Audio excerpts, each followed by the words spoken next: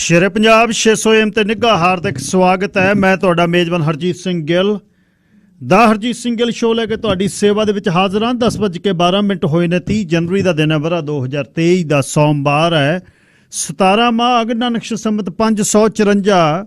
ਨਿੱਘਾ ਹਾਰਦਿਕ ਸਵਾਗਤ ਹੈ।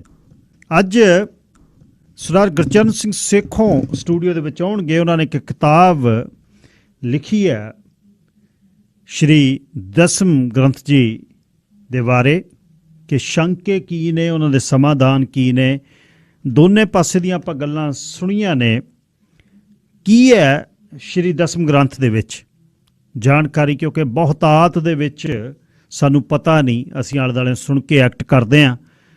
जे किसी ने गुरु ग्रंथ साहिब जी ते दसम ग्रंथ साहिब नूं पढ़िया नहीं, जद तक उहदा पता नहीं लगदा उहदे विच की है।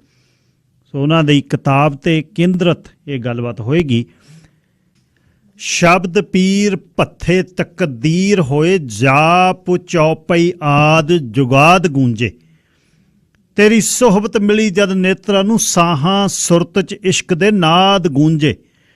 कीने ठल्लणे वेग अकीदतां दे, डक्के बुल्लियां कदों उकाब बाबा, हुसन मत्थियां ते तेरी तेग दा है, बज्जे देहां च तेरी रबाब बाबा।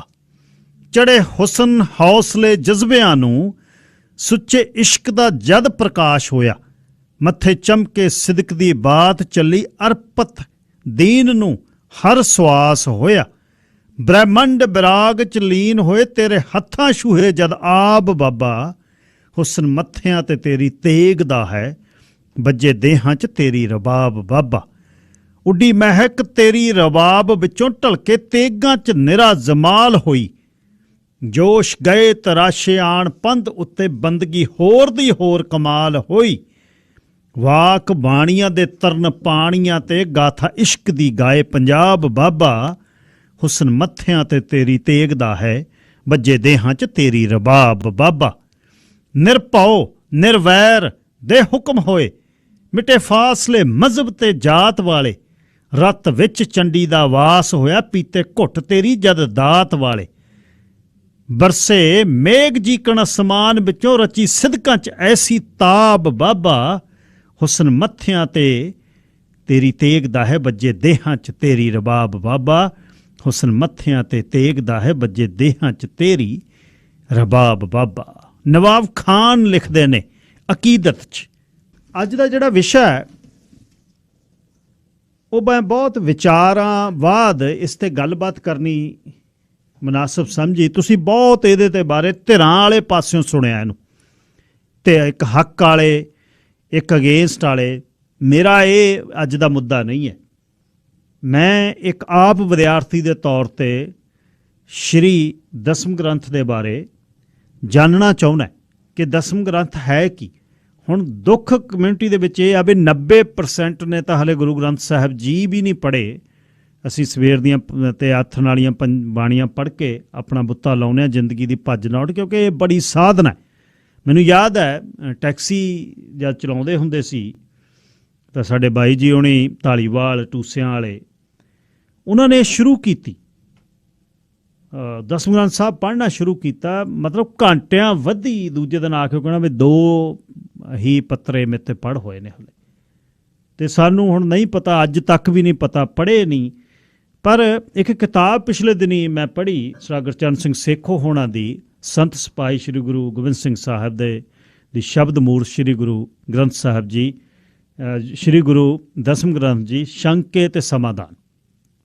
ਅਤੇ ਸੇਖੋਂ ਸਾਹਿਬ ਹੋਣੀ, ਉਹਨਾਂ ਦੇ ਬਾਰੇ ਜਾਣਿਆ, ਮੇਰੇ ਪਿੰਡਾਂ ਦੇ ਨੇ, ਉਹਨਾਂ ਨੂੰ ਸੱਦਿਆ ਅੱਜ ਸਟੂਡੀਓ ਦੇ ਵਿੱਚ, ਸਿਰਫ ਅਤੇ ਸਿਰਫ ਇੱਕ ਪਿੱਠ ਭੂਮੀ ਦੇ ਵਿੱਚ ਗੱਲ ਕਰਨ ਲਈ ਵੀ ਦਸਮ ਗ੍ਰੰਥ ਹੈ ਕੀ, ਇਹ ਬਾਣੀ ਕੀ ਹੈ, ਇਹ ਸ਼ੰਕੇ ਕਿਉਂ ਨੇ, ਓਰੀਜਨ ਕੀ ਹੈ। ਦਸਮ ਦੀ ਜਿਹੜੀ ਬਾਣੀ ਹੈ, ਅਕਾਲੀ ਫੌਜਾਂ ਨੇ ਜਿਹੜੀਆਂ, ਉਹ ਕਹਿੰਦੇ ਇਹਦੀ ਬਾਣੀ ਬਿਨਾਂ, ਦਸਮ ਦੀ ਬਾਣੀ ਬਿਨਾਂ ਹੈ ਹੀ ਕੱਖ ਨਹੀਂ। ਖਾਲਸੇ ਦਾ ਜਿਹੜਾ ਰੂਪ ਆ, ਜਿਹੜੇ ਅਕਾਲੀ ਯੋਧੇ ਨੇ ਸਾਡੇ ਨਿਹੰਗ ਸਿੰਘ ਨੇ, ਉਹ ਦਸਮ ਦੀ ਬਾਣੀ ਬਿਨਾਂ, ਉਹ ਕਹਿੰਦੇ ਇਹਦੇ ਬਿਨਾਂ ਤਾਂ ਸਾਡਾ ਹੈ ਹੀ ਨਹੀਂ। ਸਾਡੇ ਨੰਦੇੜ ਸਾਹਿਬ ਦੇ ਵਿਖੇ ਉੱਥੇ ਪਾਠ ਲਗਾਤਾਰ ਚੱਲਦੇ ਨੇ। ਇਸ ਵਾਰ ਜਦ ਮੈਂ ਗਿਆ ਪੰਜਾਬ ਦਰਸ਼ਨ ਕਰਕੇ ਆਇਆ, ਉੱਥੇ ਸੋ ਇਹ ਮਤਲਬ ਇਹਨੂੰ ਪਲੀਜ਼ ਕੋਈ ਵਾਦ ਵਿਵਾਦ ਨਹੀਂ, ਨਾ ਹੀ ਮੈਂ 'ਚ, ਕਿਉਂਕਿ ਮੇਰੀ ਉਹ ਔਕਾਤ ਨਹੀਂ, ਨਾ ਮੈਂ ਪੜ੍ਹਿਆ, ਨਾ ਮੈਨੂੰ ਧਰਮ ਦਾ ਹਾਲੇ ਗਿਆਨ ਹੈ। ਸੋ ਮੈਂ ਤਾਂ ਸਿਰਫ ਸੇਖੋਂ ਸਾਹਿਬ ਉਹਨਾਂ ਨੂੰ ਇਸ ਕਿਤਾਬ ਦੇ ਬਾਰੇ ਗੱਲਬਾਤ ਕਰਨ ਲਈ ਕੋਲ ਸੱਦਿਆ ਅਤੇ ਸਿਰਫ ਇੱਕ ਬੇਸਿਕ ਇਨਫੋਰਮੇਸ਼ਨ ਤੁਹਾਨੂੰ ਦਿੱਤੀ ਜਾਵੇ ਕਿ ਦਸਮ ਗ੍ਰੰਥ ਸਾਹਿਬ ਹੈ ਕੀ, ਇਹ ਬਾਣੀ ਕੀ ਹੈ। 6ਵੇਂ 7ਵੇਂ 8ਵੇਂ ਪਾਤਸ਼ਾਹ ਦੀ ਬਾਣੀ ਜਿਹੜੀ ਹੈ ਉਹ ਗੁਰੂ ਗ੍ਰੰਥ ਸਾਹਿਬ ਦੇ ਵਿੱਚ ਜਿਸ ਤਰ੍ਹਾਂ ਕਿਹਾ ਹੈ ਨਹੀਂ। 10ਵੇਂ ਪਾਤਸ਼ਾਹ ਨੇ ਆਪ ਦਮਦਮੇ ਦੀ ਬੀੜ ਕੋਲ ਬੈਠ ਕੇ ਆਪ ਲਿਖਾਈ ਤਾਂ ਆਪਣੀ ਬਾਣੀ ਉਸ ਦੇ ਵਿੱਚ ਨਾ ਪਾਈ। ਅਲੱਗ ਦਸਮ ਗ੍ਰੰਥ ਸਾਹਿਬ ਇੱਕ ਪੂਰਾ ਗ੍ਰੰਥ ਹੈ। ਸੋ ਸੇਖੋਂ ਸਾਹਿਬ ਦਾ ਧੰਨਵਾਦ ਬਹੁਤ ਬਹੁਤ ਬਾਈ ਜੀ, ਸਵਾਗਤ ਬਹੁਤ ਬਹੁਤ, ਧੰਨਵਾਦ ਬਹੁਤ ਬਹੁਤ, ਸਤਿ ਸ਼੍ਰੀ ਅਕਾਲ। ਸਤਿ ਸ਼੍ਰੀ ਅਕਾਲ ਜੀ। ਸਭ ਤੋਂ ਪਹਿਲਾਂ ਤਾਂ ਉਸ ਅਕਾਲ ਪੁਰਖ ਦਾ ਸ਼ੁਕਰਾਨਾ ਜੀ, ਫਿਰ ਤੁਹਾਡੇ ਰੇਡੀਓ ਦਾ ਜਿੰਨਾ ਕਾਰਨ ਇਹ ਮੈਸੇਜ ਸੰਗਤ ਤੱਕ ਪਹੁੰਚ ਰਿਹਾ ਜੀ, ਤੇ ਆਪਣੇ ਦਰਮਿਆਨ ਸੰਪਰਕ ਕਾਇਮ ਕਰਨ ਵਾਲੇ ਗੁਰਮੁਖ ਸਿੰਘ ਬਿਲਕੁਲ ਬਾਈ ਜੀ ਦਾ ਧੰਨਵਾਦ ਬਹੁਤ ਬਹੁਤ। ਹਾਂਜੀ ਹਾਂਜੀ। ਅੱਛਾ ਸੇਖੋਂ ਸਾਹਿਬ, ਹੁਣ ਤੁਹਾਨੂੰ ਜਦ ਮੈਂ ਵੇਖ ਰਿਹਾ, ਮੇਰੇ ਸਾਹਮਣੇ ਬੈਠੇ ਹੋ ਤੁਸੀਂ, ਹਾਂਜੀ, ਮੇਰੇ ਵਾਂਗੂ ਆਮ ਆਰਡੀਨਰੀ ਕੁਛ ਇਸ ਤਰ੍ਹਾਂ ਹੀ ਪ੍ਰਚਾਰਕ ਨਹੀਂ, ਨਾ ਤੁਸੀਂ ਪ੍ਰਚਾਰਕ ਦੇ ਰੂਪ 'ਚੋਂ, ਨਾ ਹਲੇ ਸਾਬਤ ਸੂਰਤ ਦੇ ਵਿੱਚੋਂ। ਹਾਂਜੀ, ਇਹ ਬਹੁਤ ਵੱਡਾ ਇੱਕ ਮੁੱਦਾ ਹੈ। ਹਾਂਜੀ, ਮੈਂ ਇਸ ਗੱਲ ਦਾ ਧਾਰਨੀ ਆ, ਇਸ ਗੱਲ ਦਾ ਮੈਂ ਪੱਕਾ ਇਸ ਤੇ ਆ ਵੀ ਸਾਹਿਬ ਨੇ ਜਦ ਕਿਰਪਾ ਕਰਨੀ ਆ ਕਿਸੇ ਦੇ ਸਿਰ ਤੇ, ਹਾਂਜੀ, ਉਹ ਫਿਰ ਬਾਕੀ ਗੱਲਾਂ ਨਹੀਂ, ਉਹ ਤਾਂ ਫਿਰ ਭਾਈ ਬਚਿੱਤਰ ਸਿੰਘ 5 ਫੁੱਟ ਦਾ ਬੰਦਾ ਜੇ ਹੋਵੇ, ਉਹਦੇ ਤੋਂ ਫਿਰ ਹਾਥੀ ਦੇ ਮਸਤਕ ਉਹ ਪੜਵਾ ਸਕਦੇ ਆ ਤੇ ਦੁਨੀ ਚੰਦ ਵਰਗੇ ਭੱਜ ਸਕਦੇ ਆ, ਸੱਪ ਲੜ ਕੇ ਮਰਦੇ ਆ। ਹਾਂਜੀ। ਸੋ ਇਹ ਸ਼ੁਰੂਆਤ ਕਿਵੇਂ ਹੋਈ ਐਂ ਦੱਸੋ। ਇਹ ਬਚਪਨ ਦੇ ਵਿੱਚ ਤਾਂ ਮੈਂ ਤਕਰੀਬਨ 8-9 ਸਾਲ ਦੀ ਉਮਰ ਸੀ ਜਦ, ਉਦੋਂ ਜਪਜੀ ਸਾਹਿਬ, ਰਹਿਰਾਸ ਸਾਹਿਬ ਤੇ ਕੀਰਤਨ ਸੋਹਿਲਾ ਮੂੰਹ ਜਾਨੀ ਜ਼ੁਬਾਨੀ ਯਾਦ ਹੋ ਗਈ ਸੀ। 12.5 ਸਾਲ ਦੀ ਉਮਰ 'ਚ ਮੈਂ ਇੱਥੇ ਆ ਗਿਆ। ਬਹੁਤ ਛੋਟੇ ਸੀ। ਹਾਂਜੀ। ਸੋ ਇੱਥੇ ਆ ਕੇ ਫਿਰ ਜਦੋਂ ਸਕੂਲ ਦੇ ਵਿੱਚ ਖੇਡਾਂ 'ਚ ਮਸਤ ਹੋਏ, ਸਾਰਾ ਕੁਝ ਭੁੱਲ ਗਏ। ਬਾਅਦ 'ਚ ਕੰਮ 'ਚ ਪੈ ਗਏ, ਘਰ 'ਚ ਆਪਦਾ ਸ਼ੁਗਲ ਮੇਲਾ, ਬਸ ਇੱਥੇ ਤੱਕ ਸੀਮਿਤ ਰਹਿ ਗਏ। ਗੁਰਬਾਣੀ ਤੋਂ ਟੁੱਟ ਗਏ। ਗੁਰਦੁਆਰਿਆਂ 'ਚ ਉਦੋਂ ਹੀ ਜਾਂਦੇ ਸੀ ਜਦੋਂ ਸੱਦਾ ਪੱਤਰ ਆਉਂਦਾ ਸੀ। ਕੋਈ ਆਪਦੇ ਆਪ ਨੂੰ ਨਾ ਤਾਂ ਪੋਲੀਟਿਕਸ 'ਚ ਇਨਵੋਲਵ ਕੀਤਾ, ਜਿਹਦੇ ਵਿੱਚ ਈਵਨ ਵੋਟਾਂ ਵੀ ਨਹੀਂ ਸੀ ਪਾਉਂਦੇ, ਫੈਡਰਲ ਵੋਟਾਂ, ਪ੍ਰੋਵਿੰਸ਼ੀਅਲ, ਸਾਰਾ ਕੁਝ ਛੱਡਤਾ, ਗੁਰਦੁਆਰੇ ਦੀ ਵੋਟਾਂ। ਹਾਂਜੀ।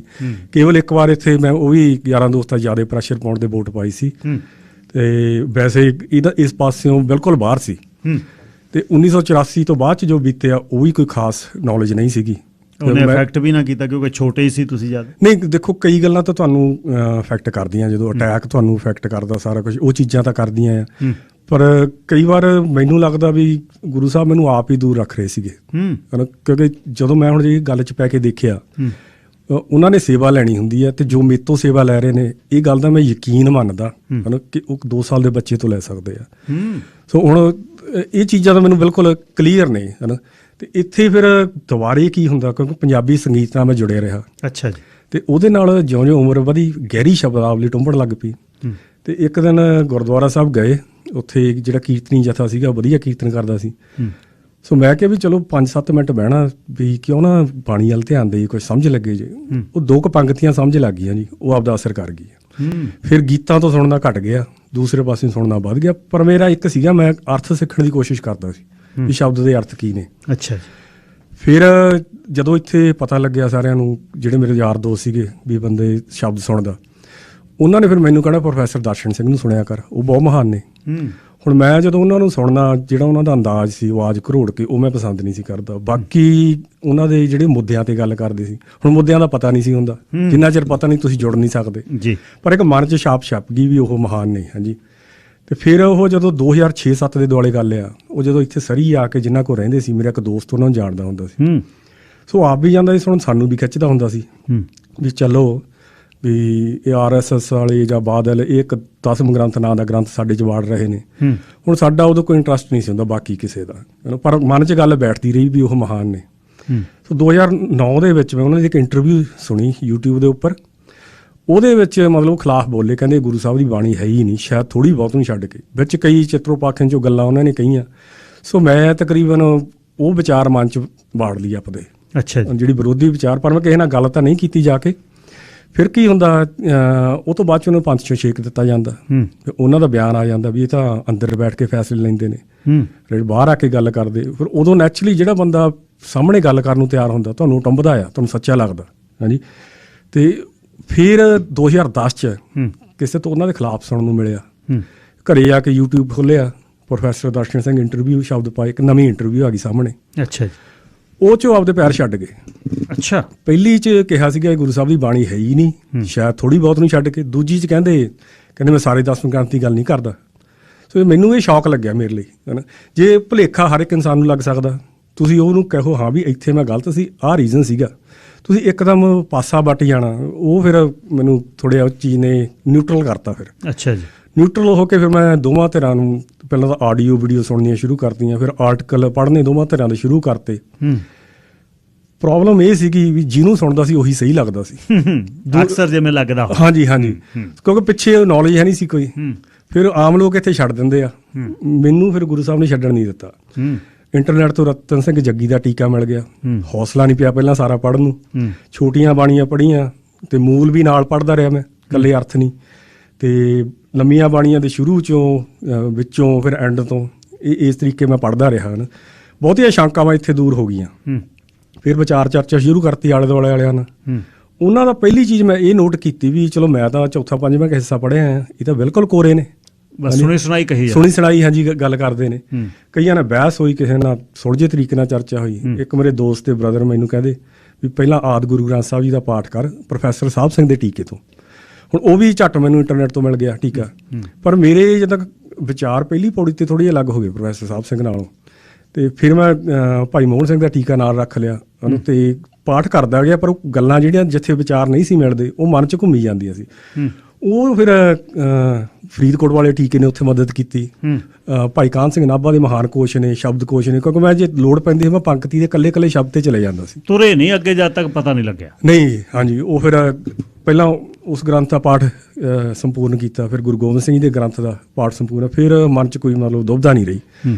ਹੁਣ ਮੇਰਾ ਮਕਸਦ ਇਹ ਸੀ ਵੀ ਵਿਚਾਰ ਖੁੱਲ੍ਹੇ ਤੇ, ਪਰ ਜਿਹੜੇ ਵਿਰੋਧ ਕਰਦੇ ਸੀ ਮੇਰੇ ਆਲੇ ਦੁਆਲੇ ਉਹ ਚੁੱਪ ਧਾਰਨੀ ਸ਼ੁਰੂ ਕਰ ਗਏ। ਦੂਸਰੇ ਪਾਸੇ ਆਲੇ ਦੁਆਲੇ ਜੇ ਇੱਥੇ ਰੇਡੀਓ ਤੇ ਜਾਂ ਹੋਰ ਪਾਸੇ ਉਹ ਵਿਰੋਧਤਾ ਹੋਈ ਜਾਂਦੀ ਸੀ, ਸਾਡੀ ਗੱਲ ਕਿਸੇ ਪਾਸੇ ਜਾ ਨਹੀਂ ਸੀ ਰਹੀ। ਫਿਰ ਪੈਨ ਚੱਕਿਆ, ਪੇਪਰ ਚੱਕਿਆ। ਹੁਣ ਸੋਚਿਆ ਵੀ ਨਹੀਂ ਸੀਗਾ ਵੀ ਲਿਖਾਰੀ ਹੋਵਾਂਗੇ ਜਾਂ ਔਰ ਜਿਸ ਤਰ੍ਹਾਂ ਫਲੋ ਬਣ ਕੇ ਆਇਆ ਨਾ ਉਹਦਾ ਵੀ, ਜਦੋਂ ਫਿਰ ਉੱਥੋਂ ਤੁਹਾਨੂੰ ਮਤਲਬ ਪਤਾ ਲੱਗਦਾ ਵੀ ਗੁਰੂ ਕੀ ਚੀਜ਼ ਆ। ਫਿਰ ਲਿਖਣ ਲੱਗ ਗਏ। ਹਾਂਜੀ, ਫਿਰ ਲਿਖਣ ਲੱਗੇ। ਪਹਿਲਾਂ ਸੋਚਿਆ ਚਲੋ 50-60 ਪੰਨੇ ਹੋ ਜਾਣਗੇ, ਠੀਕ ਆ। ਮੁੜ ਕੇ ਦੇਖਿਆ 300 ਤੋਂ ਟੱਪ ਗਿਆ ਨਾ। ਫਿਰ ਵੀ ਹੌਲੀ ਘੱਟ ਕਰੋ, ਆਹ ਕੱਢ ਦੋ ਵਿੱਚੋਂ। ਫਿਰ ਇਹ ਕਿਤਾਬ ਆਈ, ਜਦੋਂ ਕਿਤਾਬ ਫਿਰ ਇੱਥੇ ਆਈ 2015 ਅਕਤੂਬਰ 'ਚ ਆਈ ਸੀਗੀ। ਅੱਛਾ ਜੀ। ਤੇ ਜਦ ਤੱਕ ਇੱਥੇ ਆਈ ਉਦੋਂ ਤੱਕ ਮੈਂ ਦੇਖ ਲਿਆ ਵੀ ਇਹਦਾ ਆਲਰੇਡੀ ਇੱਥੇ ਆ ਗਿਆ, ਇਹਦੀ ਖਬਰ ਆ ਗਈ ਆ। ਕਿਉਂਕਿ ਜਿੱਦਣ ਇਹ ਛਪੀ ਆ ਉਦਣ ਹੀ ਡਾਕਟਰ ਨਾਗ ਸਿੰਘ ਜੀ ਕੋਲ ਪਹੁੰਚ ਜਾਂਦੇ ਲੁਧਿਆਣੇ। ਦੂਸਰੇ ਦਿਨ ਉਹਨਾਂ ਦੀ ਇੰਟਰਵਿਊ ਸੀ ਫਤਿਹ ਚੈਨਲ ਵਾਲਿਆਂ ਨਾਲ, ਤੇ ਉਹਨਾਂ ਨੇ ਉਹਨਾਂ ਨੂੰ ਫੜਾ ਦਿੱਤੀ। ਉਹ ਕਿਤੇ ਕੁਦਰਤੀ ਇੰਨਾ ਕੁ ਪ੍ਰਸੰਨ ਹੋਏ, ਉਹਨਾਂ ਨੇ ਜਾ ਕੇ ਜਿਹੜਾ ਮਿਸ਼ਨਰੀ ਕਾਲਜ ਲੁਧਿਆਣੇ ਵਾਲਾ ਸਰਬਜੀਤ ਹੁੰਦੇ ਹੋਣਾ ਵਾਲਾ, ਉਹਨਾਂ ਦੇ ਮੇਨ ਬੰਦੇ ਨੂੰ ਕਿਤੇ ਜਿਹੜਾ ਰਾਣਾ ਕੋਈ ਉੱਥੇ ਹੈਗਾ ਉਹਨੂੰ ਫੜਾ ਕੇ ਆਏ। ਅਤੇ ਉੱਥੋਂ ਫਿਰ ਮੈਨੂੰ ਜਦੋਂ ਤੱਕ ਕਿਤਾਬ ਆਈ ਇੱਥੇ, ਫਿਰ ਕਈ ਦੁਕਾਨਾਂ ਜਿਹੜੀਆਂ ਉਹਨਾਂ ਨੇ ਪਾਸਾ ਵੱਟਤਾ ਰੱਖਣ ਤੋਂ। ਕੇਵਲ ਦੂਜੇ ਯੂਰਕ ਸੈਂਟਰ 'ਚ ਇੰਡੀਆ ਬੁੱਕ ਵਰਲਡ, ਉਹਨਾਂ ਨੇ ਹਾਮੀ ਭਰੀ, ਉਹਨਾਂ ਨੇ ਬਿਲਕੁਲ ਇਨਕਾਰ ਨਹੀਂ ਕੀਤਾ। ਅਤੇ ਮੀਡੀਆ ਵੀ ਫਿਰ ਜਿੱਥੋਂ ਤੱਕ ਮੈਨੂੰ ਕਈਆਂ ਨੂੰ ਜਾਣਦਾ ਸੀਗਾ ਮੈਂ ਉੱਥੇ ਅਪਰੋਚ ਕੀਤਾ, ਕਈਆਂ ਤੋਂ ਗਾਹ ਨੰਬਰ ਲੈ ਕੇ ਅਪਰੋਚ ਕੀਤਾ। ਤੁਹਾਡੇ ਤੱਕ ਮੇਰੇ ਤੋਂ ਅਪਰੋਚ ਨਹੀਂ ਹੋਇਆ ਹੁਣ, ਬਿਲਕੁਲ ਨਹੀਂ। ਅਤੇ ਉਦੋਂ ਪ੍ਰਾਈਮ ਏਸ਼ੀਆ ਤੇ ਮਨਮੋਹਨ ਸਿੰਘ ਸਮਰੇ ਨੇ ਇੱਕ ਇਕੱਲੀ ਇੰਟਰਵਿਊ ਕੀਤੀ ਸੀਗੀ। ਅੱਛਾ। ਬਾਕੀ ਫਿਰ ਮੈਨੂੰ ਇੱਦਾਂ ਲੱਗ ਗਿਆ ਵੀ ਗੱਲ ਦੱਬਣੀ ਚਾਹੁੰਦੇ ਆ ਉਹਨੂੰ। ਫਿਰ ਮੈਂ ਪਾਸੇ ਉਹ ਰੱਖ ਦਿੱਤਾ ਵੀ ਜਿਹੜੇ ਹੋਰ ਮੁੱਦੇ ਕਮਿਊਨਿਟੀ ਡਿਵਾਈਡ ਕਰਦੇ ਅੱਗੇ ਵੀ ਉਹ ਕੰਮ ਕਰੀਏ। ਉਹ ਫਿਰ ਜੋ ਦੇਖਿਆ ਇਹੀ ਧਿਰ ਨਾਨਕਸ਼ਾਹੀ ਕੈਲੰਡਰ ਦੇ ਪਿੱਛੇ ਆ, ਫਿਰ ਉਧਰ ਸਟੱਡੀ ਸ਼ੁਰੂ ਕਰ ਦਿੱਤੀ। ਹੁਣ ਉਧਰ ਸਟੱਡੀ ਸ਼ੁਰੂ ਕੀਤੀ ਤਾਂ ਪਤਾ ਲੱਗਿਆ ਵੀ ਇਕੱਲੀ ਸਾਡੇ ਧਰਮ 'ਚ ਲੜਾਈ ਨਹੀਂ ਹੈਗੀ ਇਹਦੀ, ਵੀ ਜਿਹੜਾ ਅਸੀਂ ਕੈਲੰਡਰ ਹੁਣ ਵਰਤਦੇ ਹਾਂ ਗਰਗੋਰੀਅਨ, ਵਿਸ਼ਵ ਪੱਧਰ ਤੇ ਇਹਦੀ ਲੜਾਈ ਚੱਲ ਰਹੀ ਹੈ, ਇਹਨੂੰ ਬਦਲਣ ਦੀ ਕੋਸ਼ਿਸ਼ ਹੈ। ਸੋ ਉਹ ਤੇ ਫਿਰ ਇੱਕ ਇੰਗਲਿਸ਼ ਦੀ ਕਿਤਾਬ ਲਿਖੀ ਜਿਹੜੀ ਐਮਾਜ਼ੋਨ ਤੇ ਪਈ ਹੈ, ਗੁਰਚਰਨ ਸਿੰਘ ਸੇਖੋਂ ਬੁੱਕਸ ਪਾ ਕੇ ਉਹ ਨਿਕਲਿਆ, ਦ ਵਾਰ ਆਫ ਕੈਲੰਡਰਸ। ਹਿੰਦੀ ਦਾ ਵੀ ਤਰਜਮਾ ਹੈਗਾ ਉਹਦਾ, ਕੈਲੰਡਰੋਂ ਕਾ ਯੁੱਧ। ਪੰਜਾਬੀ ਹਲੇ ਉਹ ਐਕਸੈਪਟ ਨਹੀਂ ਕਰਦੇ। ਉਹ 'ਚ ਸਾਰਾ ਸਮਝਾਇਆ ਹੈ ਕੈਲੰਡਰ ਕਿਸ ਤਰੀਕੇ ਕੰਮ ਕਰਦੇ ਆ, ਕਿਹੜੇ ਕੈਲੰਡਰ ਆ ਚੁੱਕੇ ਇਹਨੂੰ ਬਦਲਣ ਲਈ, ਕਿਹੜੇ ਨਹੀਂ ਕਬੂਲੇ, ਕਿਉਂ ਨਹੀਂ ਕਬੂਲੇ। ਫਿਰ ਇੱਕ ਨਵਾਂ ਕੈਲੰਡਰ ਵੀ ਪੇਸ਼ ਕੀਤਾ ਵੀ ਜੇ ਇੱਥੇ ਕੰਮ ਕਰਨਾ ਚਾਹੁੰਦੇ ਆ ਤਰੀਕਾ ਹੈ। ਹੁਣ ਜਿਹੜੀ ਗਾਹ ਮਹੀਨੇ 2 ਮਹੀਨੇ 'ਚ ਕਿਤਾਬ ਆ ਜਾਣੀ ਆ ਉਹ ਨਾਨਕਸ਼ਾਹੀ ਕੈਲੰਡਰ ਦੇ ਖਿਲਾਫ ਆ। ਅੱਛਾ। ਫਿਰ ਇੰਗਲਿਸ਼ ਵਾਲੀ ਵੀ ਜਿਹੜੀ ਹੈਗੀ ਆ ਮੁੱਦਾ ਇਹੀ ਆ ਨਾਨਕਸ਼ਾਹੀ ਕੈਲੰਡਰ ਦਾ, ਪਰ ਉਹ ਬਣਾਈ ਇੱਦਾਂ ਵੀ ਜਿਹੜੇ ਇੱਧਰਲੇ ਬੱਚੇ ਆ ਜਿਹਨਾਂ ਨੂੰ ਅਕਾਲ ਤਖਤ ਸਾਹਿਬ ਦਾ ਵੀ ਨਹੀਂ ਪਤਾ, ਜਥੇਦਾਰ ਦਾ ਨਹੀਂ ਪਤਾ, ਜਾਂ ਕੋਈ ਗੋਰਾ ਵੀ ਉਹ ਚੱਕ ਲਵੇ, ਉਹ ਵੀ ਸਮਝੂਗਾ ਵੀ ਸਾਡੀ ਕਮਿਊਨਿਟੀ ਜਿਹੜੀ ਆ ਵੀ ਇਹ ਕਿੰਨੀ ਕੰਨਾਂ ਦੀ ਕੱਚੀ ਬਣ ਚੁੱਕੀ ਆ। ਇਹ ਵੀ ਗੱਲ ਸਮਝੇ ਕਿਸ ਤਰ੍ਹਾਂ ਸਾਡੇ ਧਾਰਮਿਕ ਆਗੂ ਜਾਂ ਹੋਰ ਜਿਹੜੇ ਹੈਗੇ ਆ ਉਹ ਕਮਿਊਨਿਟੀ ਨੂੰ ਗੁੰਮਰਾਹ ਕਰਦੇ ਨੇ। ਅਤੇ ਤਕਰੀਬਨ ਡਰ ਪਿਆ ਵੀ ਆਦਿ ਗੁਰੂ ਗ੍ਰੰਥ ਸਾਹਿਬ ਜੀ ਦਾ ਤਿਆਗਿਆ ਹੋਇਆ।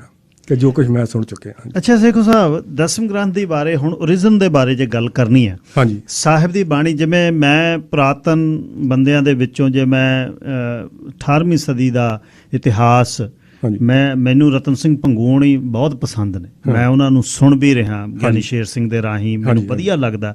ਮੈਨੂੰ ਉਹ ਤਾਂ ਵਧੀਆ ਲੱਗਦਾ ਵੀ ਸੀਨੇ ਬਸੀਨੇ ਇੱਕ ਪੀੜ੍ਹੀ ਆ, ਵੀ ਆਪਣੇ ਪਰਿਵਾਰ ਆ ਪਿੱਛੋਂ ਮੱਸੇ ਰੰਗੜ ਦਾ ਜਿਨ੍ਹਾਂ ਨੇ ਸੋਧਾ ਲਾਇਆ, ਉਹ ਪਰਿਵਾਰ ਹੈ। ਰਾਏ ਸਿੰਘ ਦਾ ਪੁੱਤਰ ਹੈ। ਨੱਥਾ ਖਹਿਰਾ ਕੌਣ ਸੀ? ਰਾਏ ਸਿੰਘ ਦਾ ਪੁੱਤਰ ਗਾਹਾਂ ਰਤਨ ਸਿੰਘ ਭੰਗੂ, ਖੰਨੇ ਦੇ ਨੇੜੇ ਨਾਨਕੇ ਸੀ, ਵੱਡਾ ਪਰਿਵਾਰ ਸੀ। ਤੇ ਉਹ ਕੈਪਟਨ ਮਰੇ ਨੇ ਕਿਵੇਂ ਜਿਹੜਾ ਇਹਨੂੰ ਸ਼ੁਰੂ ਕੀਤਾ, ਮਹਿਤਾਬ ਸਿੰਘ ਦਾ ਪੋਤਰਾ ਸੀ, ਬਈ ਉਹ ਸੀਨਾ ਬਸੀਨਾ ਚੀਜ਼ ਅੱਗੇ ਆ ਗਈ। ਸਾਹਿਬ ਦੀ ਇਹ ਬਾਣੀ ਜਿਹੜੀ ਦਸਮ ਗ੍ਰੰਥ ਦੀ ਬਾਣੀ ਹੈ, ਇਹ ਸਾਹਿਬ ਨੇ ਕਦ ਉਚਾਰੀ ਤੇ ਇਹਨੂੰ ਫਿਰ ਇਕੱਠਿਆ ਕਿਵੇਂ ਕੀਤਾ?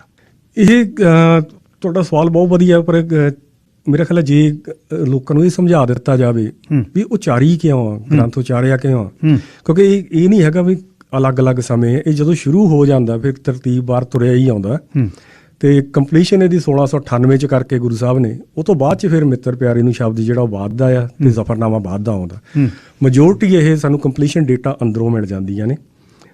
ਇਹਦੀ ਬਣਤਰ ਇਹ ਹੈ ਪਹਿਲਾਂ ਵੀ ਕੁਝ ਇੰਡੀਵਿਜੂਅਲ ਬਾਣੀਆਂ ਨੇ ਜੀ, ਜਿਸ ਤਰ੍ਹਾਂ ਜਾਪ ਸਾਹਿਬ ਹੋ ਗਿਆ, ਅਕਾਲ ਉਸਤਤ ਹੋ ਗਈ। ਇਹਦੇ ਵਿੱਚ ਜਿਹੜੀਆਂ ਬਾਣੀਆਂ ਨੇ, ਪਹਿਲਾਂ ਤਾਂ ਉਹਦੇ ਬਾਰੇ ਦੱਸੋ। ਅੱਜ ਲੋਕਾਂ ਨੂੰ 80% ਪਤਾ ਨਹੀਂ ਹੋਣਾ ਵੀ ਇਹਦੇ ਵਿੱਚ ਕਿਹੜੀਆਂ ਬਾਣੀਆਂ ਨੇ। ਹਾਂਜੀ, ਅੱਛਾ, ਜਾਪ ਸਾਹਿਬ ਆ ਜਿਹੜੀ ਸਾਡੇ ਨਿਤਨੇਮ ਦੀ ਬਾਣੀ ਆ, ਤੇ ਅਕਾਲ ਉਸਤਤ ਇਹਦੇ ਵਿੱਚੋਂ ਵੀ ਨਿਤਨੇਮ ਦੀ ਬਾਣੀ ਆਉਂਦੀ ਆ। ਅੱਛਾ ਜੀ। ਤੇ ਫਿਰ ਇਹਦੇ ਵਿੱਚ ਜਿਹੜੀ ਇੰਡੀਵਿਜੂਅਲ ਹੋਰ ਬਾਣੀਆਂ ਨੇ ਉਹ ਆਉਂਦੀਆਂ ਨੇ, ਸ਼ਸਤਰ ਨਾਮ ਵਾਲਾ ਪ੍ਰਾਣ, 33 ਸਵਈਏ, ਸ਼ਬਦ ਹਜ਼ਾਰੇ, ਹਾਂਜੀ, ਤੇ ਚੰਡੀ ਦੀ ਵਾਰ, ਜ਼ਫਰਨਾਮਾ, ਇਹ ਇੰਡੀਵਿਜੂਅਲ ਬਾਣੀਆਂ ਨੇ। ਓਕੇ। 3 ਇਹਦੇ ਵਿੱਚ ਗ੍ਰੰਥ ਨੇ। ਅੱਛਾ। ਇੱਕ ਬਹੁਤ ਛੋਟਾ ਗ੍ਰੰਥ ਆ, ਉਹ ਹੈ ਗਿਆਨ ਪ੍ਰਬੋਧ ਗ੍ਰੰਥ। ਅੱਛਾ ਜੀ। ਜਿਹੜੇ 2 ਵੱਡੇ ਗ੍ਰੰਥ ਨੇ, ਉਹ ਨੇ, ਇੱਕ ਹੈ ਵਿਚਿਤ੍ਰ ਨਾਟਕ ਗ੍ਰੰਥ, ਦੂਸਰਾ ਚਰਿਤ੍ਰੋਪਾਖਿਆਨ ਗ੍ਰੰਥ। ਅੱਛਾ ਜੀ। ਇਹਨਾਂ ਦੇ ਵਿੱਚ ਸਾਨੂੰ ਦੋਵਾਂ ਨੂੰ ਕੰਪਲੀਸ਼ਨ ਦੀਆਂ ਸਾਨੂੰ ਤਰੀਕਾਂ ਦਿੱਤੀਆਂ ਹੋਈਆਂ ਨੇ। ਅੱਛਾ। ਗੁਰੂ ਸਾਹਿਬ ਚਰਿਤ੍ਰੋਪਾਖਿਆਨ ਗ੍ਰੰਥ ਬਾਰੇ ਫਰਮਾਉਂਦੇ ਨੇ ਕਿ ਸੰਮਤ 17 ਸਹਿਸ ਭਣਿਜ। ਅੱਛਾ।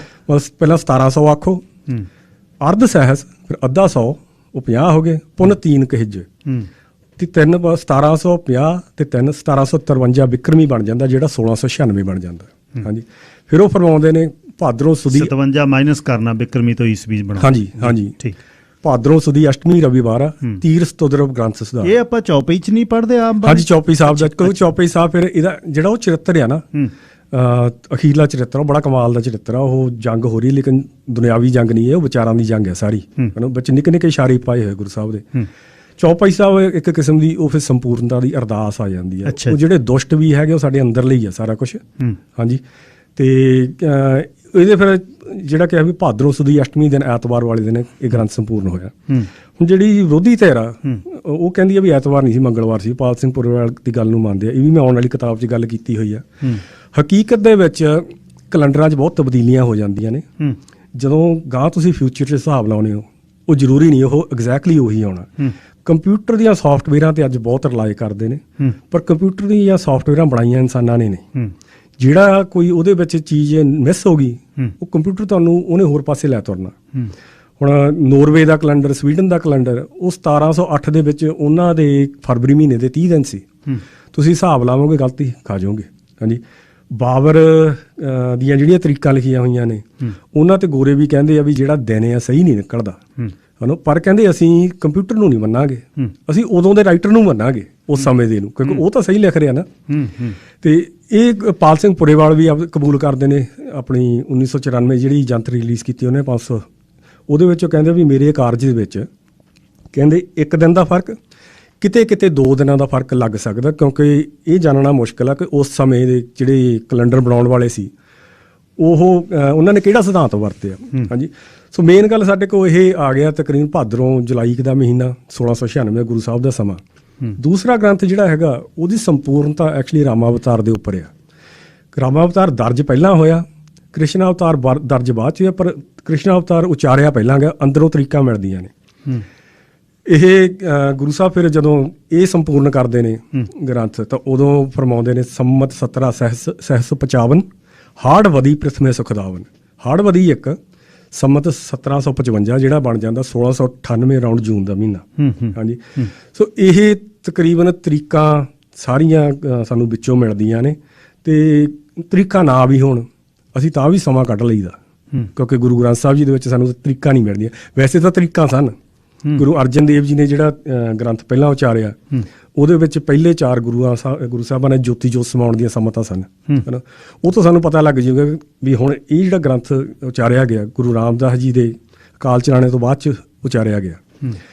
ਅਤੇ ਗੁਰੂ ਗੋਬਿੰਦ ਸਿੰਘ ਜੀ ਨੇ ਜਿਹੜੇ ਗ੍ਰੰਥ ਤਿਆਰ ਕਰਵਾਏ ਉਹ ਦਮਦਮਾ ਸਾਹਿਬ ਪਹਿਲਾਂ ਜਿਹੜਾ ਆਨੰਦਪੁਰ ਸਾਹਿਬ ਸੀ ਉੱਥੇ ਤਿਆਰ ਕਰਵਾਏ ਸੀਗੇ, ਉਦਾਸੀਆਂ ਨੇ ਵੀ ਤਿਆਰ ਕੀਤੇ। ਫਿਰ ਇੱਥੇ ਜਿਹੜਾ ਦਮਦਮਾ ਤਲਵੰਡੀ ਸਾਹਿਬ ਵਾਲਾ ਉਹ ਬਾਅਦ 'ਚ ਤਿਆਰ ਕੀਤੇ, ਅਤੇ ਉੱਥੇ ਐਕਚੁਅਲੀ ਗੁਰੂ ਤੇਗ ਬਹਾਦਰ ਜੀ ਬਾਣੀ ਉਹਨਾਂ ਨੇ ਦਰਜ ਕਰਾਈ ਸੀ। ਉਹਨਾਂ ਗ੍ਰੰਥਾਂ ਦੇ ਵਿੱਚ ਪਹਿਲੇ 9 ਗੁਰੂਆਂ ਦੇ ਜੋਤੀ ਜੋਤ ਸਮਾਉਣ ਦੀਆਂ ਤਰੀਕਾਂ ਨੇ, ਜਿਹੜਾ ਸਾਨੂੰ ਇਹ ਵੀ ਸਮਾਂ ਪਤਾ ਲੱਗ ਜਾਂਦਾ ਵੀ ਇੱਥੇ ਇਹ ਗੁਰੂ ਤੇਗ ਬਹਾਦਰ ਦੀ ਸ਼ਹੀਦੀ ਤੋਂ ਬਾਅਦ 'ਚ ਆਉਂਦਾ ਆ।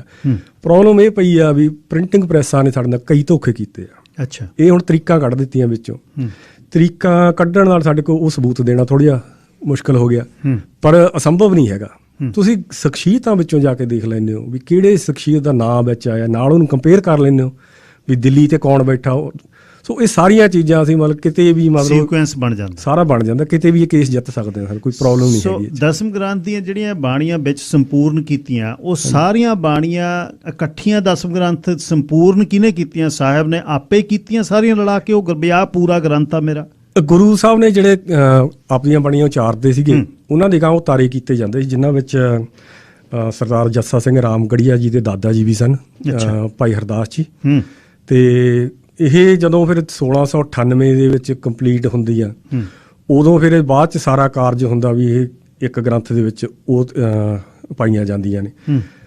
ਜਾਪ ਸਾਹਿਬ ਤੇ ਅਕਾਲ ਉਸਤਤ ਇਹ ਭੰਗਾਣੀ ਦੀ ਯੁੱਧ ਤੋਂ ਪਹਿਲਾਂ ਹੀ ਉਚਾਰ ਲਏ ਸੀਗੇ। ਅੱਛਾ, ਕਿਉਂਕਿ ਜਿਹੜਾ ਉਹਦੇ ਵਿੱਚ ਚਰਾਨਾ ਗੁਰੂ ਸਾਹਿਬ ਨੇ ਪਹਿਨਿਆ ਸੀਗਾ, ਚਰਾਨਾ ਮਤਲਬ ਜਿਹਦੇ 4 ਅੰਗ ਹੁੰਦੇ ਆ, 4 ਪਾਸੇ ਹੁੰਦੇ ਆ, ਕਵਚ ਜਿਹੜਾ ਪਹਿਨੀ ਦਾ ਢਾਲ ਜਿਹੜੀ, ਅਤੇ ਉਹਦੇ ਇੱਕ ਤੇ ਸੀਗਾ ਜਪਜੀ ਸਾਹਿਬ ਦੀਆਂ ਪੰਗਤੀਆਂ ਇੱਕ ਹਿੱਸੇ, ਤੇ ਦੂਜੇ ਤੇ ਜਾਪ ਸਾਹਿਬ ਦੀਆਂ, ਤੀਜੇ ਤੇ ਫਿਰ ਆਦਿ ਗੁਰੂ ਗ੍ਰੰਥ ਸਾਹਿਬ ਜੀ ਚੋਂ ਸੀਗੀਆਂ ਜਿਹੜੀਆਂ ਸਿਰਮਸਤਕ ਰੱਖਿਆ ਪਾਰ ਬ੍ਰਹਮ, ਤੇ ਚੌਥੇ ਤੇ ਫਿਰ ਗੁਰੂ ਗੋਬਿੰਦ ਸਿੰਘ ਦੀ ਅਕਾਲ ਉਸਤਤ ਬਾਣੀ ਚੋਂ ਸੀਗੀਆਂ। ਤੇ ਇਹ ਭੰਗਾਣੀ ਦੀ ਯੁੱਧ 'ਚ ਚਰਾਨਾ ਪਹਿਨਿਆ ਸਾਹਿਬ ਨੇ, ਜਿਹਦੇ ਵਿੱਚ ਹਾਂਜੀ ਉਹ ਤੀਰ ਆ ਕੇ ਲੱਗਦਾ ਆ। ਅੱਛਾ, ਤੇ ਇਹ ਅੱਜ ਵੀ ਹੈਗਾ ਮੌਜੂਦ, ਕੈਪਟਨ ਅਮਰਿੰਦਰ ਸਿੰਘ ਪਟਿਆਲਾ ਕੋਲੇ ਆ ਇਹ। ਅੱਛਾ, ਕਿਉਂਕਿ ਉਹ ਪਰਿਵਾਰ ਫਿਰ ਉਦੋਂ ਵੀ ਮਤਲਬ ਗੁਰੂ ਸਾਹਿਬਾਂ ਨਾਲ ਖੜਦਾ ਰਿਹਾ, ਤੇ ਰਾਜ ਭਾਗ ਵੀ ਉਹਨਾਂ ਨੇ ਬਰਦਾਨ ਬਖਸ਼ੇ ਹੋਏ ਆ। ਹਾਂਜੀ, ਤੇ ਜਦੋਂ ਜੰਗਾਂ ਯੁੱਧਾਂ ਹੁੰਦੀਆਂ ਸੀ ਗੁਰੂ ਸਾਹਿਬ ਹੁਕਮਨਾਮੇ ਭੇਜਦੇ ਸੀਗੇ, ਤੇ ਇਹ ਜਾਂਦੇ ਸੀਗੇ ਆਪਣੀ ਫੌਜ ਲੈ ਕੇ। ਜਿਵੇਂ ਸੰਸਕਾਰ ਵੇਲੇ ਵੀ ਚਮਕੌਰ ਸਾਹਿਬ ਕਹਿੰਦੇ ਇਹਨਾਂ ਦੇ ਬਜ਼ੁਰਗ ਪਹੁੰਚੇ ਸੀਗੇ। ਹਾਂਜੀ, ਇਹ 1696 ਦੇ ਵਿੱਚ ਜਦੋਂ ਮਸੰਦ ਸੰਸਥਾ ਗੁਰੂ ਸਾਹਿਬ ਨੇ ਖਤਮ ਕੀਤੀ ਆ, ਉਦੋਂ ਗੁਰੂ ਸਾਹਿਬ ਤੇ ਮਤਲਬ ਬਹੁਤ ਸਾਰੇ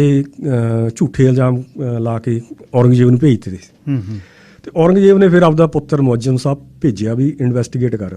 ਉਹੀ ਫਿਰ ਬਾਅਦ ਦੇ ਵਿੱਚ ਜਾ ਕੇ ਬਹਾਦਰ ਸ਼ਾਹ ਬਣਦਾ। ਹਾਂਜੀ, ਤੇ ਉਹਨੇ ਫਿਰ ਜਦੋਂ ਬਹੁਤ ਸਾਰੇ ਤਾਂ ਉਦੋਂ ਡਰ ਕੇ ਵੀ ਹਮਲਾ ਹੋ ਰਿਹਾ ਭੱਜ ਗਏ, ਪਹਾੜੀ ਰਾਜੇ ਭੱਜ ਗਏ, ਗੁਰੂ ਸਾਹਿਬ ਦੇ ਕਈ ਛੱਡ ਕੇ ਭੱਜ ਗਏ, ਪਰ ਗੁਰੂ ਸਾਹਿਬ ਨੇ ਤਿਆਰੀ ਸ਼ੁਰੂ ਕਰਤੀ। ਤੇ ਇੱਕੋ ਦਿਨ ਫਿਰ 2 ਹੁਕਮਨਾਮੇ ਭੇਜੇ, ਇੱਕ ਭਾਈ ਰੂਪੇ ਨੂੰ, ਦੂਜਾ ਭਾਈ ਰਾਮ ਸਿੰਘ ਤੇ ਭਾਈ ਤਲੋਕੇ ਸਿੰਘ ਜੀ। ਹਾਂਜੀ, ਇੱਥੇ ਹੁਕਮਨਾਮੇ ਗੁਰੂ ਸਾਹਿਬ ਨੇ ਭੇਜੇ। ਪਰ ਹੁਣ ਚੱਕਰ ਜਿਹੜੀ ਤੁਹਾਨੂੰ ਦੇਖਣ ਵਾਲੀ ਹੈ, ਬਹੁਤ ਸਾਰੀਆਂ ਚੀਜ਼ਾਂ ਤੁਹਾਨੂੰ ਗੁਰੂ ਗੋਬਿੰਦ ਸਿੰਘ ਦੇ ਗ੍ਰੰਥ ਤੋਂ ਪਤਾ ਲੱਗ ਗਈ, ਉਹਨਾਂ ਨੂੰ ਭਵਿੱਖ ਦੀ ਜਾਣਕਾਰੀ ਸੀਗੀ। ਚਮਕੌਰ ਸਾਹਿਬ ਨੂੰ ਜਿਸ ਸਮੇਂ ਘੇਰਾ ਪੈਣਾ ਸ਼ੁਰੂ ਹੋਇਆ, ਉਦੋਂ ਦੇਖ ਲਓ ਕਿਸੇ ਨੂੰ ਕੋਈ ਹੁਕਮਨਾਮਾ ਨਹੀਂ ਭੇਜਿਆ ਗੁਰੂ ਸਾਹਿਬ ਨੇ, ਸਗੋਂ ਕਵੀਆਂ ਨੂੰ ਕਿਹਾ ਜਾਓ, ਕਵੀ ਗਏ ਨੇ, ਤੇ ਦੂਸਰੇ ਲੋਕ ਗਏ ਨੇ, ਮਤਲਬ ਜਿਹੜੇ ਵਪਾਰੀ ਸੀਗੇ ਸਾਰੇ ਗਏ ਨੇ। ਬਾਬਾ ਦੀਪ ਸਿੰਘ ਉੱਥੇ ਹੈ ਨਹੀਂ ਸੀ, ਉਹਨਾਂ ਨੂੰ ਵੀ ਵਾਪਸ ਨਹੀਂ ਬੁਲਾਇਆ। ਸੋ ਇਹ ਕਲੀਅਰਲੀ ਗੁਰੂ ਸਾਹਿਬ ਨੂੰ ਪਤਾ ਸੀਗਾ ਵੀ ਕੀ ਹੋਣਾ ਫਿਊਚਰ ਦਾ, ਰਾਈਟ। ਤੇ ਇਹ ਚੀਜ਼ਾਂ ਜਿਹੜੀਆਂ ਮਤਲਬ ਕਮਾਲ ਦੀਆਂ ਆ ਜਾਂਦੀਆਂ ਹੈ ਨਾ। ਤੇ ਸੰਪਾਦਨਾ ਜਿਹੜੀ ਹੈਗੀ ਆ ਸਾਰਾ ਕੁਛ 1698 ਤੱਕ ਇੱਕ ਗ੍ਰੰਥ ਹੋ ਚੁੱਕੀ ਸੀ।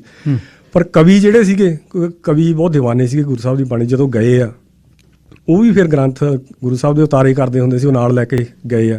ਸੋ ਕੁਝ ਗ੍ਰੰਥ ਫਿਰ ਸਿਰਸੇ ਦੀ ਭੇਟ ਵੀ ਹੋਏ ਜਾਂ ਤੁਰੇ ਫਿਰ 1704। ਹਾਂਜੀ ਹਾਂਜੀ, ਉਹ 'ਚ ਬਹੁਤ ਖਜ਼ਾਨਾ ਗਿਆ ਸਾਡਾ। ਹਾਂਜੀ, ਕੁਝ ਜਿਹੜੇ ਹੱਥ ਪੱਤੇ ਲੱਗੇ ਆ ਜਿਹੜੇ, ਉਹ ਅੱਜ ਵੀ ਸਿੱਖਾਂ ਨੇ ਸਾਂਭੇ ਹੋਏ ਆ, ਪਟਿਆਲਾ ਯੂਨੀਵਰਸਿਟੀ ਦੇ ਵਿੱਚ ਹੈਗੇ ਆ ਜੀ। ਅੱਛਾ, ਹਾਂਜੀ।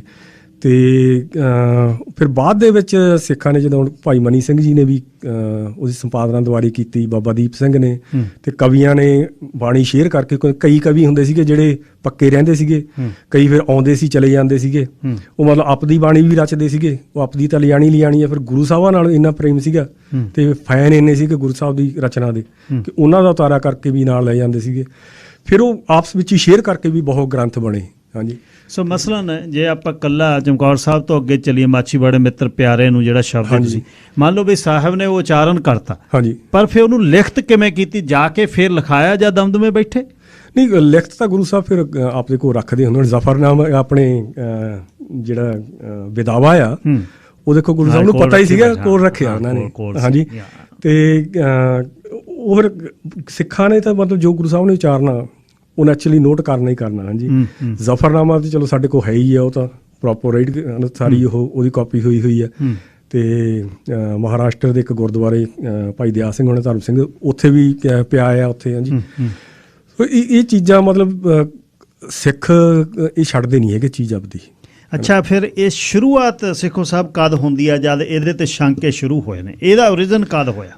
ਸ਼ੰਕੇ ਤਾਂ ਐਕਚੁਅਲੀ ਸਾਡੇ ਦੋਵਾਂ ਗ੍ਰੰਥਾਂ ਤੇ ਸ਼ੁਰੂ ਤੋਂ ਹੀ ਹੋ ਗਏ ਨਾ। ਸ਼ੁਰੂਆਤ ਇਹ ਹੁੰਦੀ ਹੈ ਜਿਸ ਸਮੇਂ ਗੁਰੂ ਰਾਮਦਾਸ ਜੀ ਪਾਤਸ਼ਾਹ ਨੇ ਸਭ ਤੋਂ ਛੋਟੇ ਆਪਣੇ ਸਾਹਿਬਜ਼ਾਦੇ ਨੂੰ ਗੁਰਤਾ ਗੱਦੀ ਬਖਸ਼ੀ ਹੈ। ਗੁਰੂ ਅਰਜਨ ਵੱਡਾ ਪਿਰਥੀ ਚੰਦ ਅਲੱਗ ਹੋ ਵਿਗੜ ਗਿਆ ਸੀ। ਹਾਂਜੀ, ਉਹ ਬਾਅਦ ਚ ਹੇਰ ਪਿੰਡ ਉਹਨੇ ਆਪਦਾ ਡੇਰਾ ਸਥਾਪਿਤ ਕਰ ਲਿਆ ਤੇ ਸਲਾਹੀ ਖਾਨ ਰਾਹੀਂ ਜਹਾਂਗੀਰ ਤੋਂ ਉਹਨੇ ਉਹ ਪਿੰਡ ਲੈ ਲਿਆ। ਹੁਣ ਜੇ ਪਿੰਡ ਲੈ ਲਿਆ ਤਾਂ ਮਤਲਬ ਸਾਰਾ ਟੈਕਸ ਉਹਨੂੰ ਜਾਊਗਾ। ਹੁਣ ਉਹਨਾਂ ਸਮੇਂ 'ਚ ਗੈਰ ਮੁਸਲਮਾਨਾਂ ਨੂੰ 75% ਟੈਕਸ ਲੱਗਦਾ ਸੀ।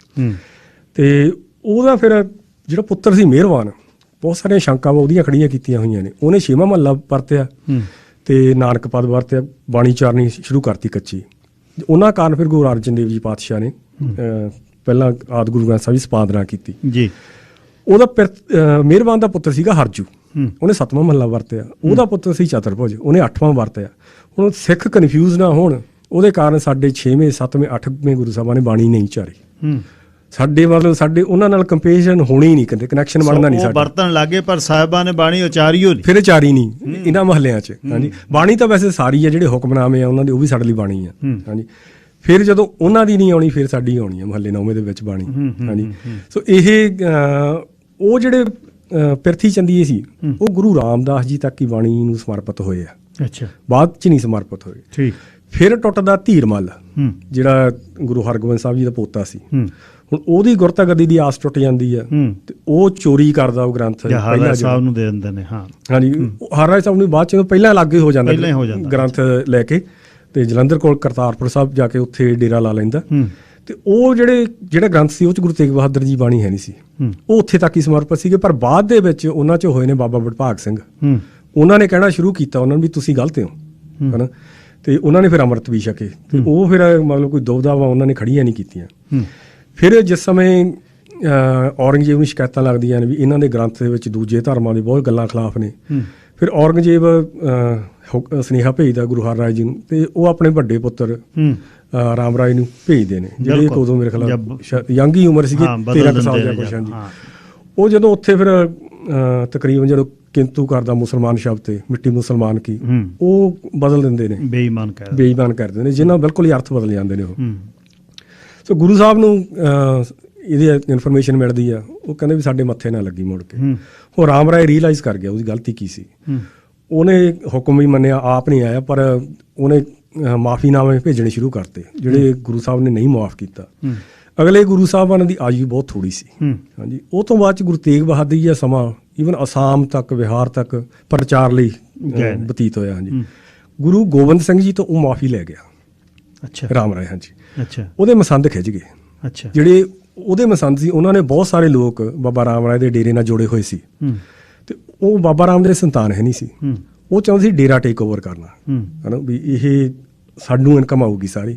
ਹੁਣ ਜਦੋਂ ਉਹ ਮਾਫੀਨਾਮਾ ਲੈ ਗਏ, ਉਹ ਸੰਗਤ ਉੱਧਰ ਜੁੜ ਜਾਣੀ ਆ।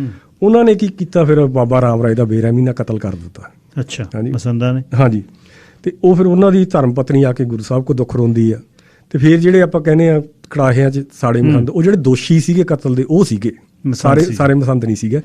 ਦੂਜਿਆਂ ਮਸੰਦਾਂ ਨੂੰ ਤਾਂ ਹੁਕਮਨਾਮੇ 'ਚ ਪਤਾ ਲੱਗ ਜਾਂਦਾ, ਉਹਨਾਂ ਨੂੰ ਕਿਹਾ ਵੀ ਇਹ ਇਹਨਾਂ ਨਾ ਵਰਤੋ।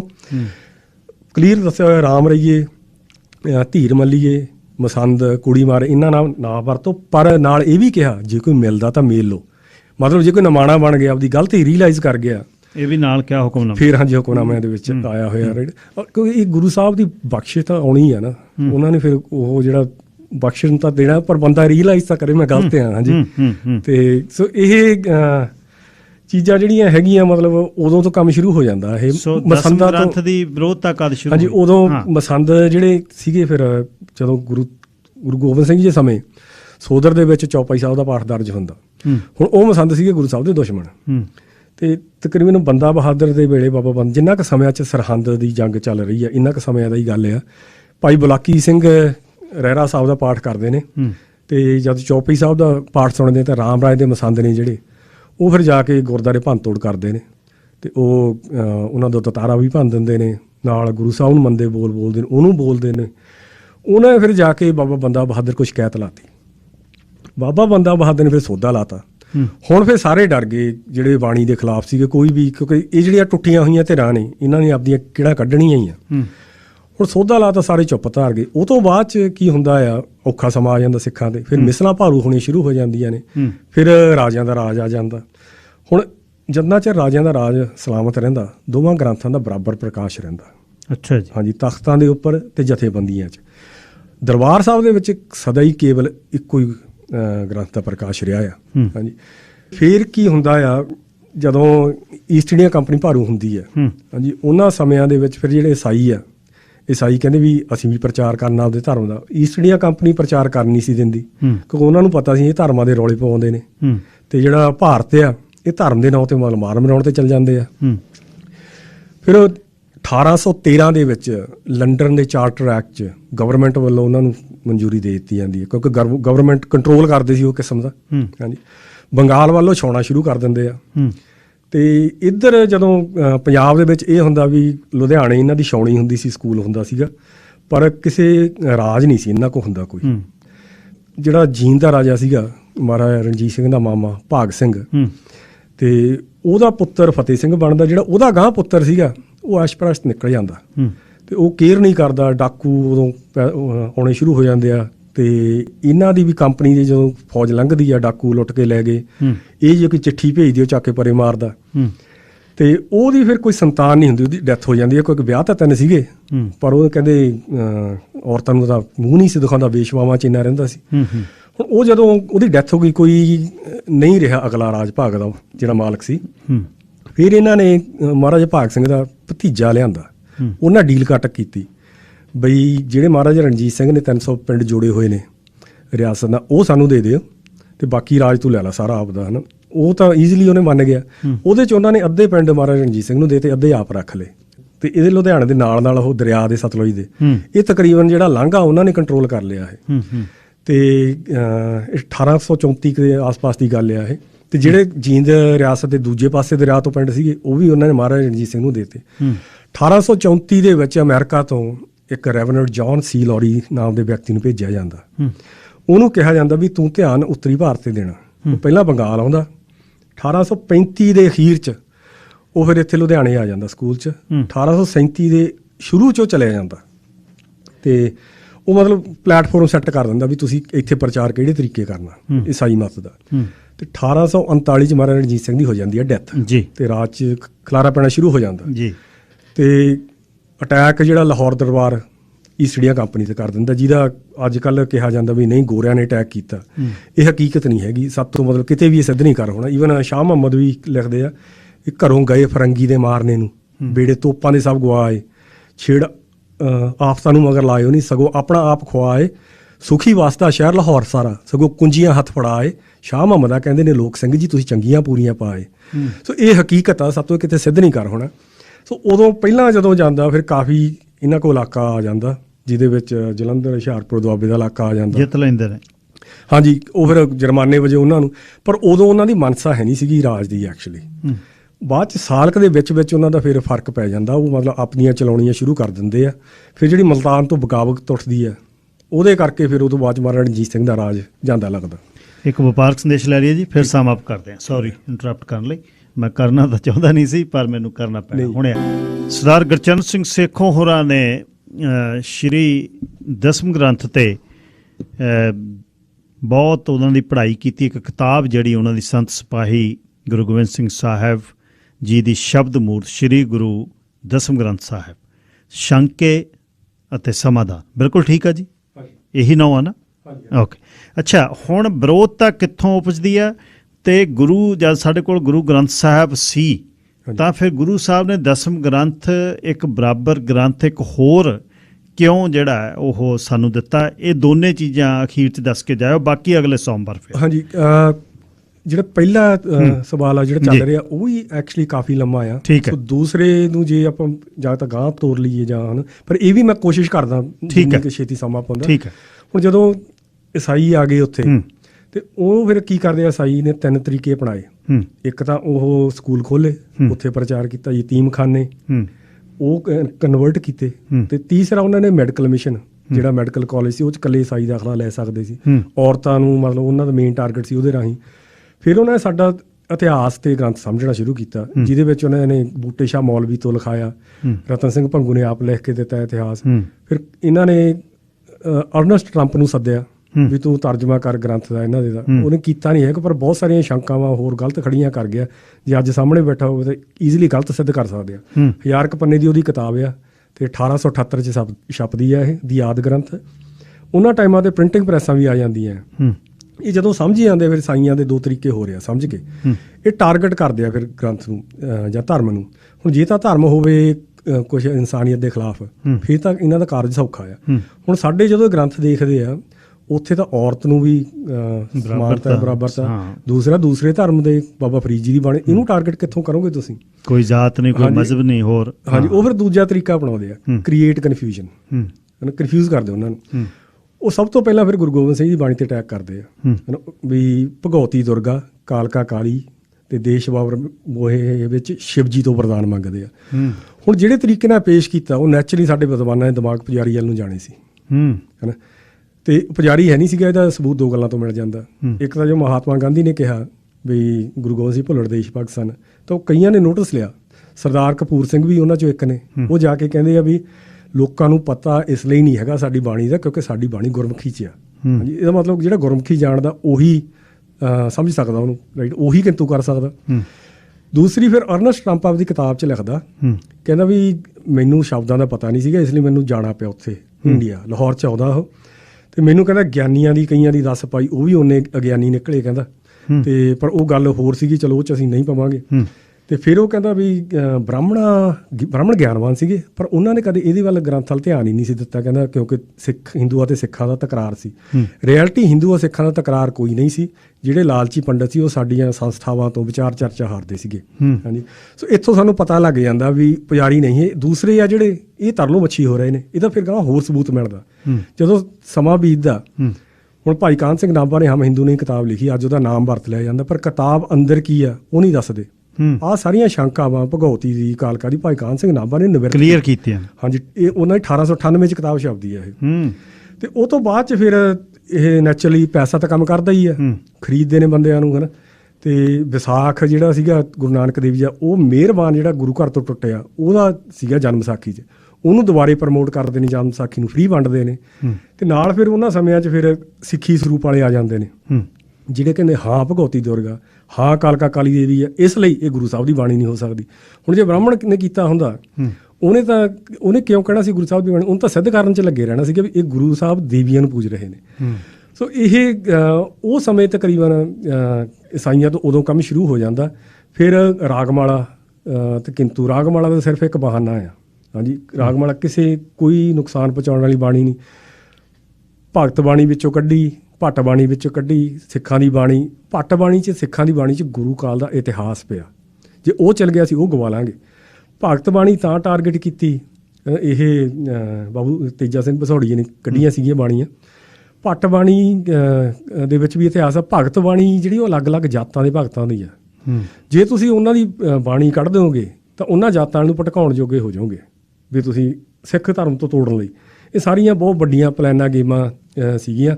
ਸੋ ਉਦੋਂ ਤੋਂ ਲੈ ਕੇ ਫਿਰ ਐਕਚੁਅਲੀ ਇਹ ਜਿਹੜਾ ਤਕਰੀਬਨ ਗੇਮ ਵੱਧਦੀ ਆ, ਜਦੋਂ ਕਿ ਫਿਰ 1914 ਦੇ ਵਿੱਚ ਪਹਿਲੀ ਜੰਗ ਲੱਗਦੀ ਆ, ਤਾਂ ਉਹ ਫਿਰ ਬ੍ਰਿਟਿਸ਼ ਆ ਕੇ ਹੈਲਪ ਮੰਗਦੇ ਆ।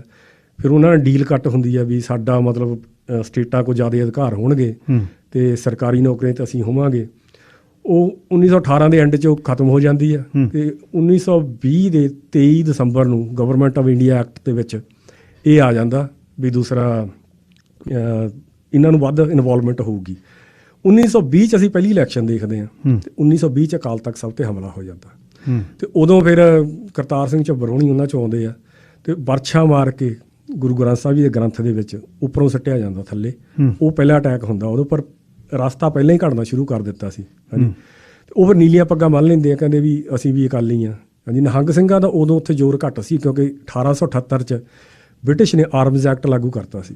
ਉਹ ਨਿਹੰਗ ਸਿੰਘ ਨਿਸ਼ਾਨੇ ਤੇ ਸੀਗੇ ਉਹਨਾਂ ਦੇ। ਤੇ ਸਿੱਧੀਆਂ ਖੜਕੀਆਂ ਵੀ ਨੇ, ਅਕਾਲ ਦੇ ਬੁੰਗੇ ਤੇ ਵੀ ਖੜਕੀ ਆ ਸਿੱਧੀ। ਇਹ ਐਕਚੁਅਲੀ ਉੱਥੇ ਘੱਟ ਹੋਈ ਆ ਗੱਲ ਇਹ, ਕਿਉਂਕਿ ਇਹ ਔਰਤਾਂ ਨੂੰ ਮੂਹਰੇ ਲਾ ਕੇ ਲੈ ਗਏ ਸੀ ਵੀ ਸਿੰਘ ਮਾਰਨ ਆ ਉਹਨਾਂ ਦੇ, ਹੈ ਨਾ।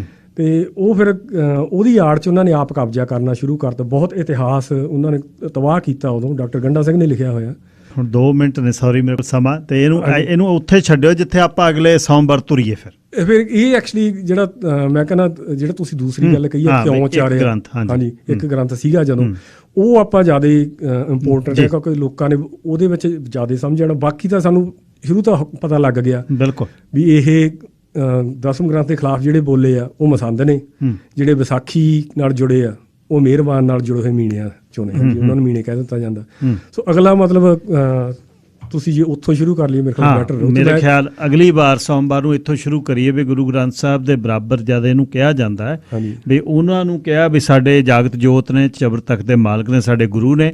ਇੱਥੋਂ ਵੀ ਗੱਲ ਚੱਲਦੀ ਆ ਵੀ ਇਹ ਬਰਾਬਰ ਦਾ ਗ੍ਰੰਥ ਕਿਉਂ ਆ, ਇਹਦੇ ਤੇ ਵੀ ਇਹ ਸੋਚਿਆ ਜਾਂਦਾ। ਹਾਂਜੀ, ਨਹੀਂ ਬਿਲਕੁਲ ਇਹ ਗੱਲਾਂ ਜ਼ਰੂਰੀ ਹੈ। ਤੇ ਮੈਂ ਐਕਚੁਅਲੀ ਪਹਿਲਾਂ ਹੀ ਤੁਹਾਡਾ ਧੰਨਵਾਦ ਕਰਨਾ ਕਿ ਤੁਸੀਂ ਲੜੀ ਤੋੜ ਨੂੰ ਕਹਿ ਦਿੱਤਾ, ਨਹੀਂ ਤਾਂ ਫਿਰ ਮਤਲਬ ਜੇ ਤੁਸੀਂ ਵੈਸੇ ਹੀ ਹੁੰਦੇ ਗਲੋਂ ਲਾਉਣ ਵਾਲੇ ਵੀ ਚਲੋ ਗੋਲਡੀ ਵੀਰ ਆ ਗਿਆ, ਆਪਾਂ ਗੱਲ ਕਰਾਂਗੇ। ਕਿਉਂ ਨਹੀਂ ਗੱਲ ਕਰਨਾ ਜਦ ਹੁਣ ਅਸੀਂ ਇਸ ਗੱਲ ਤੇ ਆ ਵੀ ਅਸੀਂ ਸੰਵਾਦ ਨਹੀਂ ਕਰ ਸਕਦੇ। ਸੰਵਾਦ ਕਿਉਂ ਨਹੀਂ ਕਰਨਾ, ਅਸੀਂ ਗੱਲਬਾਤ ਕਰਾਂਗੇ। ਬਿਲਕੁਲ ਕਰਾਂਗੇ। ਲੋਕਾਂ ਦੇ ਮਨਾਂ 'ਚ ਸ਼ੰਕਾਵਾਈ ਨਹੀਂ, ਹੋਰ ਕੁਝ ਨਹੀਂ ਹੈਗਾ। ਉਹ ਨਿਵਰਤ ਬਹੁਤ ਸੌਖੀਆਂ ਹੋ ਜਾਣੀਆਂ ਨੇ। ਨਹੀਂ, ਧੰਨਵਾਦ ਤੁਹਾਡਾ ਬਹੁਤ ਬਹੁਤ। ਤੁਸੀਂ ਗੁਰੂ ਪਾਤਸ਼ਾਹ ਦੀ ਕਿਰਪਾ ਤੁਹਾਡੇ ਤੇ, ਤੁਸੀਂ ਇਹ ਕੰਮ ਸ਼ੁਰੂ ਕੀਤਾ। ਬਹੁਤ ਵਿਖਮ ਪੈਂਡਾ ਇਹ, ਤੇ ਤੁਸੀਂ ਕਿਤਾਬਾਂ ਇਹ 'ਤੇ ਲਿਖੀਆਂ ਨੇ।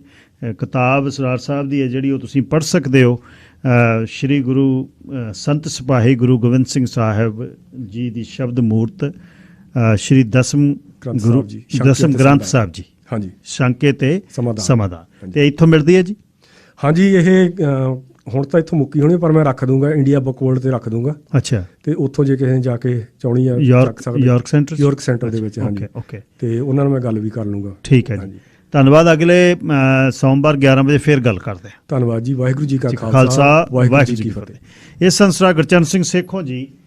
ਮੈਂ ਨਾ ਇਸ ਦੀ, ਕਿਉਂਕਿ ਕਾਰਨ ਇਹ ਆ, ਹੁਣ ਜੇ ਤੁਸੀਂ ਕੋਈ ਮਨ ਜੇ ਬਣਾਉਣਾ, ਮਨ ਬਣਾਉਣ ਤੋਂ ਪਹਿਲਾਂ ਸਾਨੂੰ ਪਤਾ ਤਾਂ ਹੋਵੇ ਨਾ ਰੀਜ਼ਨ ਕੀ ਆ। ਹਲੇ ਇਹ ਗੱਲ ਜਿਹਨੇ ਮੇਰੇ ਵਰਗੇ ਨੇ ਹਲੇ ਸਵੇਰੇ 5 ਬਾਣੀਆਂ ਵੀ ਨਹੀਂ ਪੜ੍ਹੀਆਂ, ਉਹ ਵੀ ਘਰੇ ਬੈਠਾ ਕਹੀ ਜਾਂਦਾ ਨਹੀਂ ਜੀ ਦਸਮ ਗੁਰੂ ਗ੍ਰੰਥ ਸਾਹਿਬ ਜਿਹੜਾ ਦਸਮ ਗ੍ਰੰਥ ਸਾਹਿਬ ਹੈ ਇਹ ਸਾਡੀ ਬਾਣੀ ਹੈ ਨਹੀਂ। ਐਟਲੀਸਟ ਸਾਨੂੰ ਪਤਾ ਤਾਂ ਹੋਵੇ। ਹੋਰ ਇਹਦੇ ਤੇ ਕੋਸ਼ਿਸ਼ ਕਰਾਂਗੇ ਲੜੀ ਵਾਰ ਕੇ ਆਪਣਾ ਪੱਖ ਸੇਖੋਂ ਸਾਹਿਬ ਪੂਰਾ ਪੇਸ਼ ਕਰ ਸਕਣ। ਅਗਲੇ ਸੋਮਵਾਰ ਫੇਰ ਇੱਥੋਂ ਹੀ ਅੱਗੇ ਚੱਲਾਂ। ਸੇਖੋਂ ਸਾਹਿਬ ਦਾ ਧੰਨਵਾਦ, ਸਰਦਾਰ ਗੁਰਮੁਖ ਸਿੰਘ ਦਿਓਲ ਉਹਨਾਂ ਦਾ ਧੰਨਵਾਦ ਜਿਨ੍ਹਾਂ ਨੇ ਅੱਜ ਦੀ ਇਹ ਮੀਟਿੰਗ, ਸਾਡੀ ਗੱਲਬਾਤ ਜਿਹੜੀ ਸ਼ੁਰੂ ਕਰਾਈ। ਤੇ ਮੈਂ ਇਸ ਗੱਲ ਨੂੰ ਤਹਿ ਤੱਕ ਲਿਜਾਣਾ ਚਾਹੁੰਦਾ ਵੀ ਉਹ ਆਪਣਾ ਪੱਖ ਇੱਕ ਪੇਸ਼ ਕਰਨ। ਇੱਕ ਪਾਸੜ ਤਾਂ ਆਪਾਂ ਸੁਣੀ ਜਾਂਦੇ ਹਾਂ, ਇਹ ਹੋ ਗਿਆ ਜੀ, ਉਹ ਹੋ ਗਿਆ ਜੀ, ਉਹ ਵੀ ਸੁਣੋ, ਮਰਜ਼ੀ ਤੁਹਾਡੀ ਹੈ। ਕੁਝ ਥੋਪਣਾ ਨਹੀਂ, ਮੈਂ ਕੋਈ ਇੰਪੋਜ਼ ਨਹੀਂ ਕਰਨਾ। ਇੱਕ ਜਾਣਕਾਰੀ ਹੈ ਜਿਹੜੀ ਮੈਂ ਤੁਹਾਡੇ ਤੱਕ ਪਹੁੰਚਾਉਣੀ ਚਾਹੁੰਦਾ।